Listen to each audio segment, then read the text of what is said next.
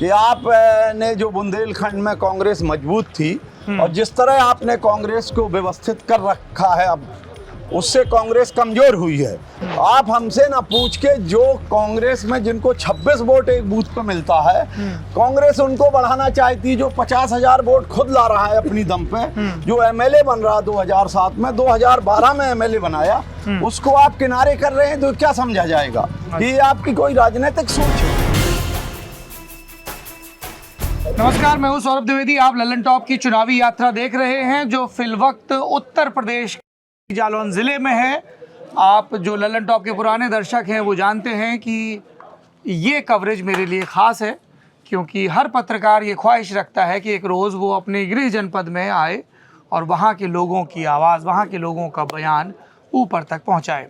इस वक्त मेरे साथ हैं समाजवादी पार्टी के प्रत्याशी विनोद चतुर्वेदी, जो कालपी विधानसभा से चुनाव लड़ रहे हैं और इससे पहले उरई विधानसभा, जो उन दिनों सुरक्षित नहीं होती थी, उससे विधायक रह चुके हैं कांग्रेस के टिकट पर।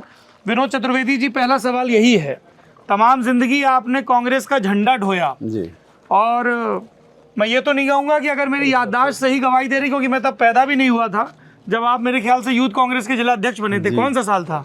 मैं बना था यूथ कांग्रेस का अध्यक्ष 86 में। 86 में जी। अच्छा जी, 86 में 86 में आप यूथ कांग्रेस के जिला अध्यक्ष हो गए। जी जी। और 2017 में भी आप चुनाव लड़े, 12 लड़े, विधायक रहे। फिर 2022 में क्या हो गया 86 के बाद कि आपने पंजा छोड़ दिया? प्रियंका गांधी तो जगह जगह घूम के कह रही हैं लड़की हूँ, लड़ सकती हूँ, तो क्या बुजुर्ग के लड़ने की गुंजाइश नहीं बन रही थी? नहीं, ऐसा नहीं था। जो हमारा राष्ट्रीय नेतृत्व है वो गुमराह है, गुमराह। वो राजनीतिक जो है सोच नहीं है।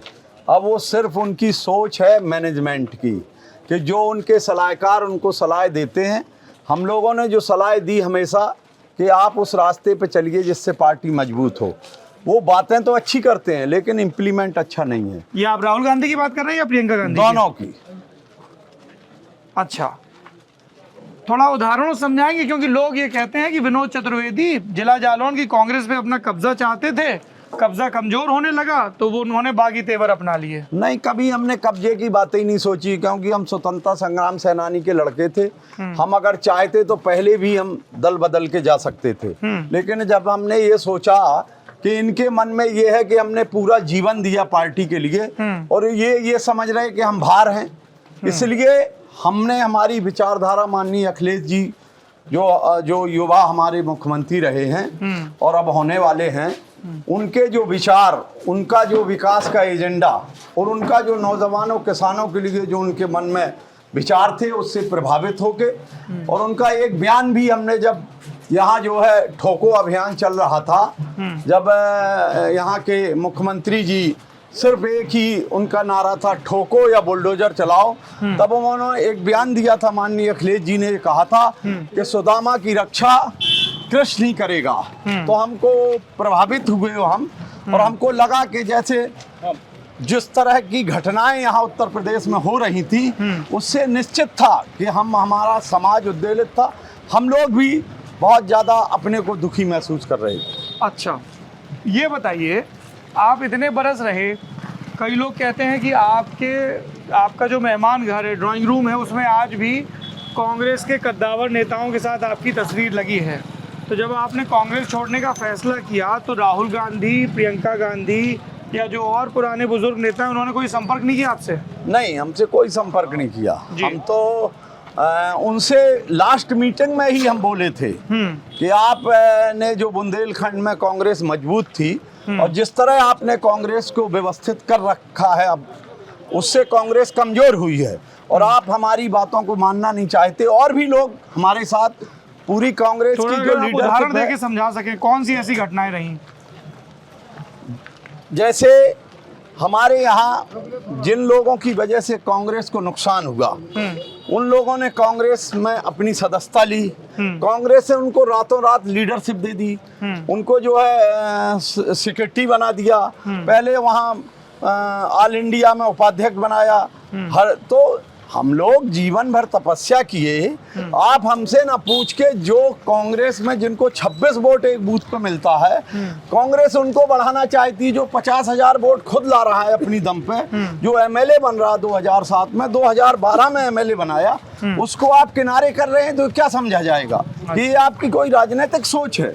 तो विनोद चतुर्वेदी का ब्रजलाल खाबरी से झगड़ा था, इसलिए पार्टी में ये सब हुआ? नहीं, झगड़ा बिल्कुल नहीं था। हाँ। सैद्धांतिक बात थी। आप अगर किसी चीज पे काम करते हैं, आप मेहनत करते हैं और आपको हटा के किसी और को श्रेय दिया जाए तो स्वाभाविक है, मनुष्य प्रवृत्ति हमारी भी है। अच्छा, ये स्वाभाविक है और प्रवृत्ति को ये नहीं कह सकते हम कि नहीं हम उस प्रवृत्ति से अलग हो जाएंगे। नेतृत्व को जब कोई बात सही बताई जाती है वो सुनने को तैयार नहीं है, तो जब नहीं सुनना है और पार्टी को रसातल में ले ही जाना है तो हम लोगों ने ये विचार किया कि समान विचारधारा की पार्टी के साथ अपने को समाहित करते हुए समाज सेवा करेंगे। अच्छा, तो ये बताइए, कई लोगों की ये उत्सुकता होती है विनोद चतुर्वेदी जी कि जब एक बड़ा नेता एक पार्टी से दूसरी पार्टी में जाता है तो संपर्क सूत्र कैसे बैठते हैं कि क्या आपने अखिलेश यादव के यहाँ जिलाध्यक्ष जो हैं उनकी पार्टी के उनसे संपर्क किया?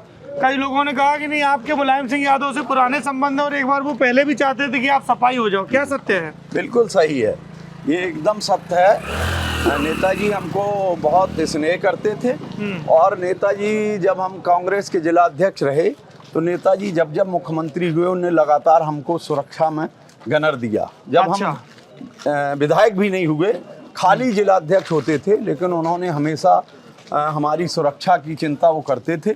और कभी कभी उन्होंने कई बार ऐसा भी विचार आया, लेकिन हम चूंकि हमारे पिताजी स्वतंत्रता संग्राम सेनानी थे और उनकी उम्र उस टाइम 96 ईयर थी, तो हमने जब नेताजी से ये कहा कि अभी पिताजी हैं इसलिए मैं उनकी विचारधारा का सम्मान करते हुए मैं हृदय से तो आपके साथ हूँ, लेकिन पार्टी में मैं उन्हीं के साथ पिताजी के रहते नहीं बदलूंगा।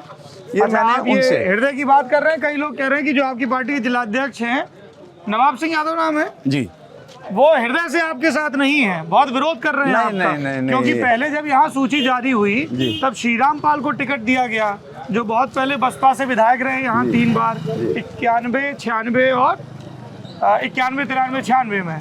फिर वो नाम काट के आपका नाम कर दिया गया, तो आपकी पार्टी के जिलाध्यक्ष किसी और की पैरवी कर रहे थे। सही बात है क्या? नहीं, हमको तो नहीं लगता। हाँ। ऐसा हमको कभी महसूस नहीं हुआ। हमने जब से पार्टी ज्वाइन की, जिला अध्यक्ष जी ने बराबर सम्मान और जो भी काम संगठन के थे उस पर बराबर हमने सहयोग किया, उनने हमसे विचार विमर्श किया। तो ये तो सिर्फ मनगढ़ंत लोग कहते हैं, कुछ भी कह सकते हैं। राजनीति में आरोप प्रत्यारोप लगाना बहुत सरल काम है, होता कुछ है दिखता कुछ है नहीं। अध्यक्ष जी हमारे संगठन को पूरा, क्योंकि हम जब छोटे सिंह से आज बात कर रहे थे तब उनसे भी हमने यही पूछा कि आप निषाद पार्टी के सिंबल पर लड़ रहे हैं तो भाजपा का काडर कितना सहयोग कर रहा है। एक चीज बताइए, हमसे कई लोगों ने कहा कि विनोद चतुर्वेदी का चुनाव इस बात पर निर्भर है कि कालपी विधानसभा का ब्राह्मण उन्हें कितना वोट देगा। आपको भी ऐसी समीकरण लग रहा है या कुछ और है? हमारा तो पूरा राजनीतिक जीवन ये रहा है कि हमको हमेशा सर्व समाज ने वोट दिया। सर्व समाज। कांग्रेस में भी जब हम जीते तब भी सर्व समाज ने हमें वोट दिया था। आज भी हम कालपी विधानसभा में लड़ रहे हैं तो कोई ऐसा वर्ग नहीं है जो हमें वोट न दे रहा हो, सभी समाज के लोग हमको वोट दे रहे हैं। अच्छा, एक चीज और बता दीजिए, आखिरी सवाल है। विनोद चतुर्वेदी विधायक बने उरई से, फिर 2 चुनाव लड़े जाके माधोगढ़ में, अब आए कालपी में। माधोगढ़ क्यों छोड़ना पड़ा आपको? मैं 18 बरस तक जिला अध्यक्ष रहा कांग्रेस का जी। तो पूरे जनपद में मैंने सेवा की। मेरा पर्टिकुलर कोई क्षेत्र नहीं था।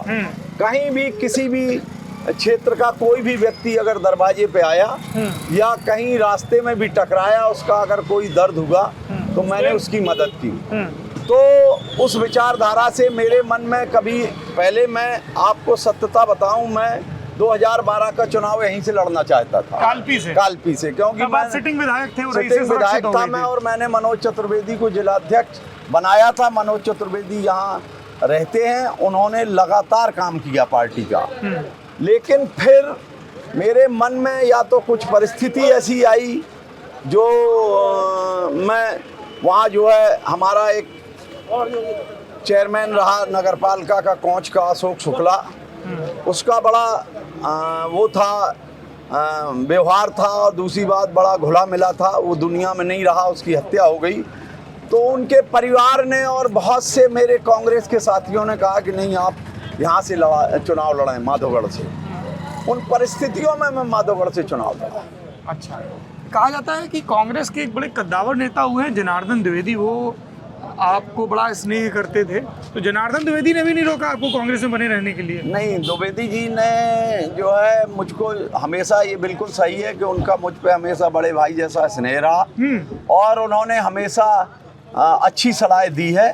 लेकिन वो ये उनकी विचारधारा ये थी कि भाई अब मैं छुट्टी जा रहा हूँ, मैं अब उन्हीं को साइडलाइन किया गया है? नहीं, उन्होंने खुद ही छोड़ा है। अच्छा। अगर उनकी आप देखें कि उन्होंने जो 2014 में अपना इस्तीफा बाद में प्रेस को रिलीज किया था, 17 में उन्होंने छोड़ा। वो 14 से छोड़ना चाहते थे कि मैंने बहुत सेवा कर ली 35-40 साल पार्टी की, तो उन्होंने और कहीं गए भी नहीं है वो। हाँ, वो अपनी खाली लिखने पढ़ने का और विचार, जो उनका प्रोफेसर थे उस तरह का काम करते हैं, किसी दल में नहीं गए हैं। लेकिन मुझे उन्होंने ये कहा कि देखिए अब तुम अपनी जो समान विचारधारा है, जब ये लोग नहीं सुनना चाहते हैं, नहीं बात समझना चाहते हैं, तो भाई अगर जो शेष जीवन है तो अपनी समान विचारधारा की पार्टी, चूँकि वो पहले से समाजवादी थे, उनकी वो पहले आते ही समाजवादी से थे, उनका राजनीतिक जीवन जो शुरू हुआ वो समाजवादी ही से शुरू हुआ था। लोहिया के वो अपने को शिष्य मानते थे। अच्छा, तो कुछ विचारधारा ऐसी बनी और इसलिए मैंने माननीय अखिलेश जी के नेतृत्व में काम करने का। आज जब हम ये बातचीत रिकॉर्ड कर रहे हैं 18 तारीख को, तो अखिलेश यादव ने माधोगढ़ विधानसभा में सभा की। कई लोगों ने कहा कि सबसे ज़्यादा फाइट में विनोद चतुर्वेदी हैं, लेकिन सभा मिली माधोगढ़ में, कालपी में नहीं मिली। नहीं, ये तो राष्ट्रीय नेतृत्व को सब पता है। हाँ। और उनका संदेश ही भाई हमारे यहाँ हो गए थे वो, इसके पहले हाँ वो यात्रा पे आए थे तो कालपी हो गए थे। हाँ। और वहाँ गए नहीं थे वो माधोगढ़, इसलिए उन्होंने सोचा कि कालपी हम हो ही आए हैं और माधोगढ़ से पूरे तीनों विधानसभाओं को संदेश देंगे। ऐसा कुछ नहीं, इसी विचारधारा से उन्होंने माधोगढ़ में की। मुकाबला किससे है आपका? बसपा के चुन्नापाल से, निषाद पार्टी के छोटे सिंह हमारा से, मुकाबला या है ही कांग्रेस नहीं। की उमाकांति सिंह से? हमारा मुकाबला ही नहीं है। अच्छा जी। हम तो बिल्कुल विनर हैं, हमारा मुकाबला ही नहीं है। अब ये तो जब वोट खोलेंगे तब पता लगेगा लोगों को। चलिए, आप सुन रहे थे समाजवादी पार्टी के प्रत्याशी विनोद चतुर्वेदी को। कालपी एक दिलचस्प विधानसभा है, कोई कह रहा चतुष्कोणीय मुकाबला है। बड़ा जोश है गुरु, 2 मिनट रुक जाओ, हमें तो अपना काम पूरा कर लेने दो। कई लोग कह रहे हैं कि यहाँ चतुष्कोणीय मुकाबला है, कई लोग कह रहे हैं त्रिकोणीय मुकाबला है। 10 मार्च को डब्बा खुलेगा, जनता का जनादेश मिलेगा। जनादेश की तमाम व्याख्याएं आप तक पहुँचाता रहेगा लल्लन टॉप। शुक्रिया।